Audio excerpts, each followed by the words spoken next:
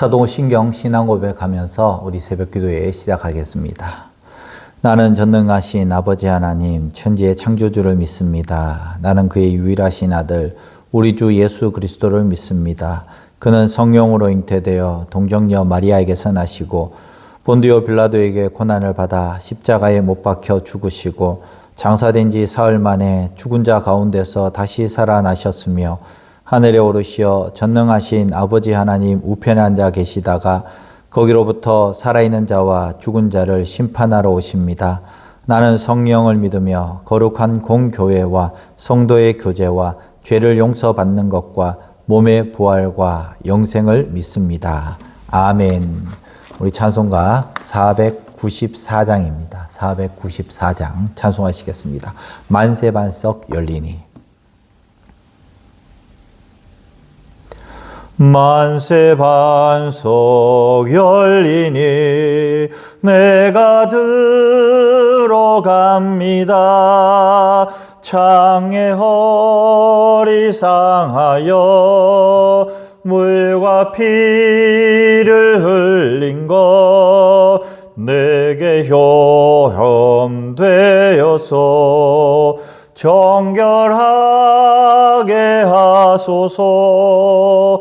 내가 공을 세우나 은혜 갚지 못하네. 쉼이 없이 힘쓰고 눈물 근심 많으나 구속 못할 죄인을 예수 홀로 속하네. 빈손 들고 앞에 가 십자가를 붙드네. 의가 없는 자라도 도와주심 바라고 생명샘에 나가니 나를 씻어주소서. 살아생전 숨쉬고 죽어 세상 떠나서 거룩하신 주 앞에 끝날 심판 당할 때 만세반석 열리니 내가 들어갑니다. 아멘. 이 시간 함께 볼 하나님 말씀 시편 32편 1절에서 11절까지 말씀입니다. 시편 32편 1절에서 11절까지 말씀입니다. 제가 봉독하겠습니다. 허물의 사함을 받고 자신의 죄가 가려진 자는 복이 있도다. 마음에 간사함이 없고 여호와께 정죄를 당하지 아니하는 자는 복이 있도다. 내가 입을 열지 아니할 때에 종일 신음함으로 내 뼈가 쇠하였도다. 주의 손이 주야로 나를 누르시오니 내 진액이 빠져서 여름 가뭄에 마름같이 되었나이다. 내가 이르기를 내 허물을 여호와께 자복하리라 하고 주께 내 죄를 아뢰고 내 죄악을 숨기지 아니하였더니 곧 주께서 내 죄악을 사하셨나이다. 이로 말미암아 모든 경건한 자는 주를 만날 기회를 얻어서 주께 기도할지라. 진실로 홍수가 범람할지라도 그에게 미치지 못하리이다. 주는 나의 은신처이오니 환난에서 나를 보호하시고 구원의 노래로 나를 두르시리다. 내가 내 갈 길을 가르쳐 보이고 너를 주목하여 훈계하리로다. 너희는 무지한 말이나 노새같이 되지 말지어다.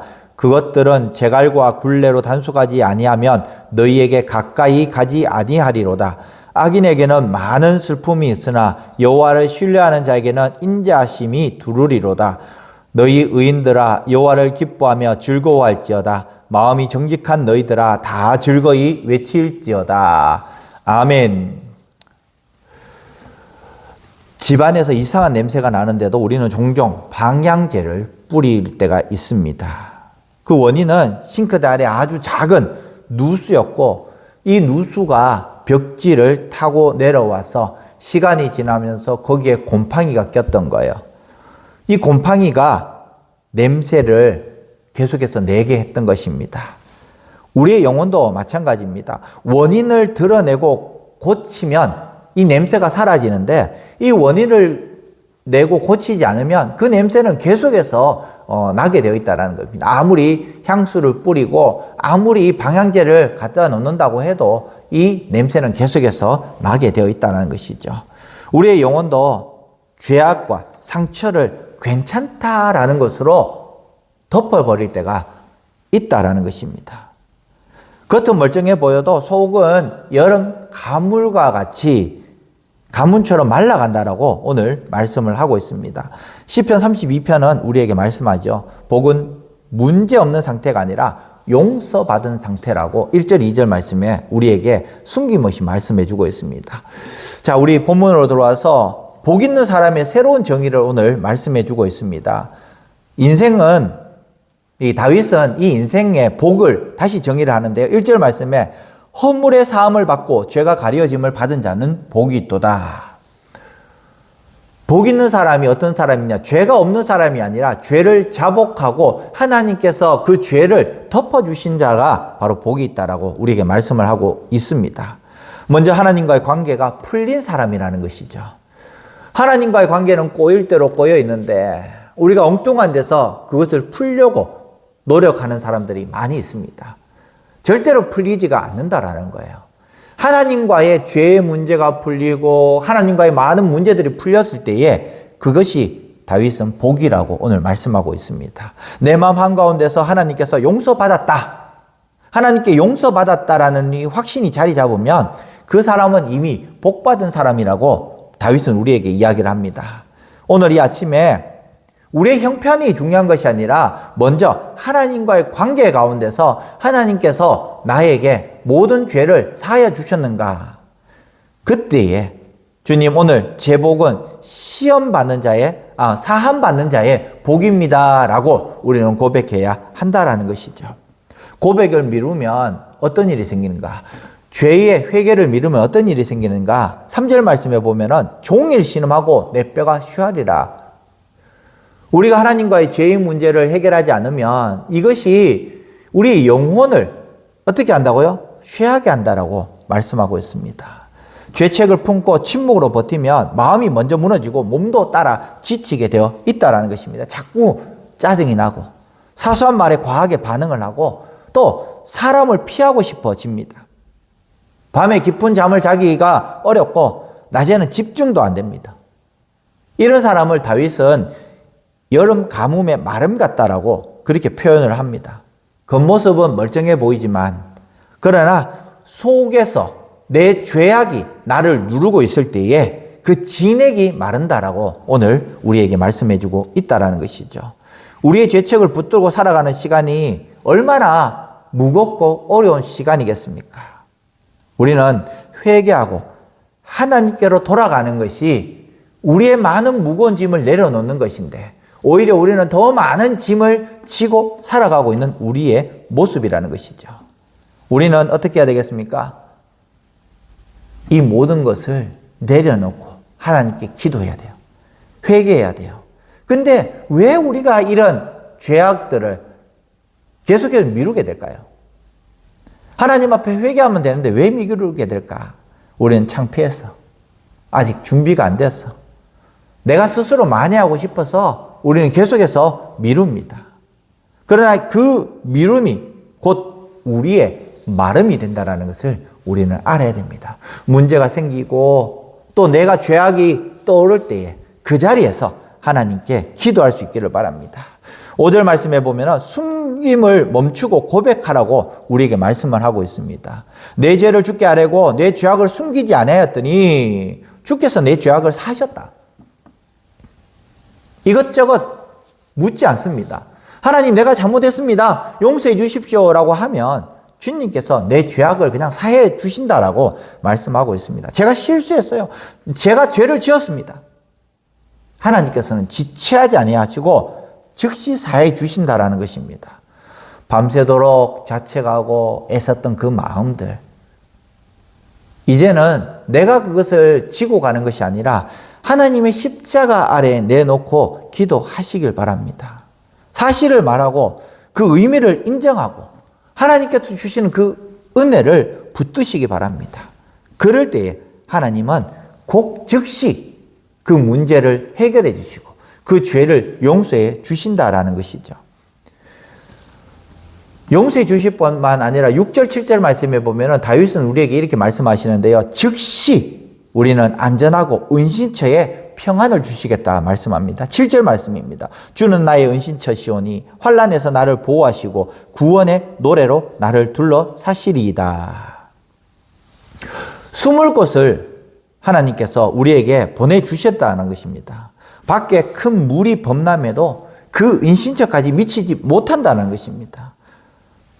우리가 죄를 고백할 때 그 고백은 나를 벌거벗기 위함이 아니라 하나님 앞에서 하나님께서 숨겨주시기 위해서 우리의 죄를 자백하도록 하신다는 것이죠.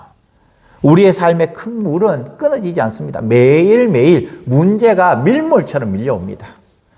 그때에 우리는 갑작스러운 소식, 예상 못한 손해, 또 건강의 염려, 더 나아가서 관계의 불편함까지, 그러나 하나님은 이 모든 것을 구원의 노래로 둘러싸 주시겠다 우리에게 약속을 하고 있습니다. 그러면서 주님, 지금 하나님께서 만들어 주신 그 은신처로 저는 달려갑니다. 아무리 파도가 몰아치더라도, 아무리 나의 건강이 해롭더라도 하나님께 피하는 자, 그것이 은혜가 있는 자라고 우리는 고백할 수 있다는 것이죠. 용서로 끝이 아닙니다. 하나님은 사신 다음에 이렇게 말씀하십니다.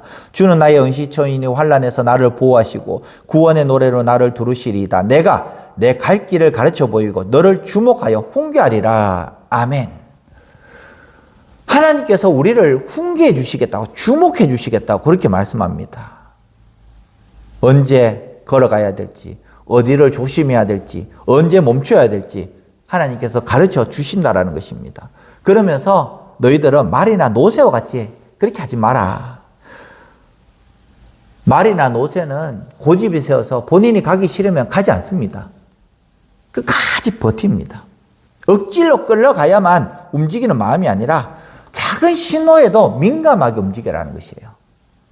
하나님께서 사인 주실 때에 이것은 내가 잘못된 길을 가고 있구나, 민감하게 우리는 움직여야 한다라는 것입니다. 마지막으로 우리에게 어떻게 하시는가? 두 길을 우리에게 주십니다. 한 길은 악인에게는 많은 슬픔이 있으나 여호와를 신뢰하는 자에게는 인자가, 헤세드, 인자가 둘러싸리로다 말씀하고 있습니다. 오늘도 우리는 선택할 수 있습니다. 악인의 길을 선택할지, 여호와를 신뢰하는 자에게로 나아갈지. 그럴 때 하나님께서 우리에게 그 선택에 대한 결과도 하나님께서 우리에게 물으신다라는 것이죠. 끌려감이 아닌 순종의 길, 그리고 우리가 우리 자의로 하나님 앞에 나올 그때에 하나님께서는 언제나 기쁨과 평안의 힘과 그리고 더 나아가서 순종의 자유를 주신다라는 것입니다. 오늘 이 아침에 우리가 함께 살펴볼 것은, 하나님, 나는 하나님 앞에 죄 사함을 받은 사람입니다. 오늘 아침에 눈을 떴을 때에 어제 잘못했던 것들 오늘 다시 회개하면서 오늘은 이런 잘못을 저지르지 않겠습니다 라고 기도하면서 가시길 바랍니다. 그럴 때에 우리는 주는 나의 은신처시고 주는 나의 은신처시고 주는 나의 은신처시라 3번씩이나 고백할 수 있는 오늘 이 하루가 될 줄 믿습니다. 오늘 밤에 받은 이 작은 보호 한 가지를 적어보시길 바랍니다. 그럴 때에 하나님께서 나에게 얼마나 많은 은혜를 주셨는가를 우리는 우리의 삶 가운데서 매일매일 느끼며 체험하며 나갈 줄 믿습니다. 우리 사랑하는 성도 여러분, 오늘 우리에게 32편 말씀을 주셨습니다. 하나님께서 사하여 주시는 그 은혜를 우리는 받아 누리면서 또 하나님께서 주시는 기쁨을 맛볼 수 있는 우리 사랑하는 성도들 되시기를 주님의 이름으로 간절히 축원합니다. 기도하겠습니다. 자비로우신 하나님, 우리 죄악의 숨김을 멈추고 주께 고백할 때에 곧바로 하나님께서는 사하시는 주의 은혜를 주신다고 말씀하셨습니다. 침묵으로 마르던 우리의 심령을 우리의 은신처에서 쉬게 하시고 홍수의 큰 물도 미치지 못하게 하나님께서 울타리를 쳐 주시옵소서. 용서에서 멈추지 않고 주의 가르침을 따르는 우리 제자가 되게 하시고 말과 노새처럼 억지로 끌려가지 않고 하나님의 눈짓에도 순종하게 하여 주시옵소서. 오늘도 우리를 인자로 헷세드로 둘러사시는 주를 신뢰하며 사주의 기쁨을 노래하게 하여 주시옵소서. 죄악 가운데 그 죄악을 보찜처럼 짊어지고 가지 않도록 도와주시고 언제나 하나님 십자가, 예수 그리스도의 십자가를 내려놓고 나 자유함을 누릴 수 있는 우리 성도들 다 삼아 주시옵소서. 예수님의 이름으로 기도합니다. 아멘. 하늘에 계신 우리 아버지, 아버지의 이름을 거룩하게 하시며 아버지의 나라가 오게 하시며 아버지의 뜻이 하늘에서와 같이 땅에서도 이루어지게 하소서. 오늘 우리에게 일용할 양식을 주시고 우리가 우리에게 잘못한 사람을 용서하여 준 것 같이 우리 죄를 용서하여 주시고 우리를 시험에 빠지지 않게 하시고 악에서 구하소서. 나라와 권능과 영광이 영원히 아버지의 것입니다. 아멘. 이 시간 다 함께 기도하겠습니다. 기도하실 때 오늘 사랑의 동산 갔다 오시는 분들 은혜 많이 받고 돌아올 수 있도록 아무런 사고 없이 잘 돌아올 수 있도록 함께 기도해 주시기 바랍니다. 다 같이 기도하겠습니다.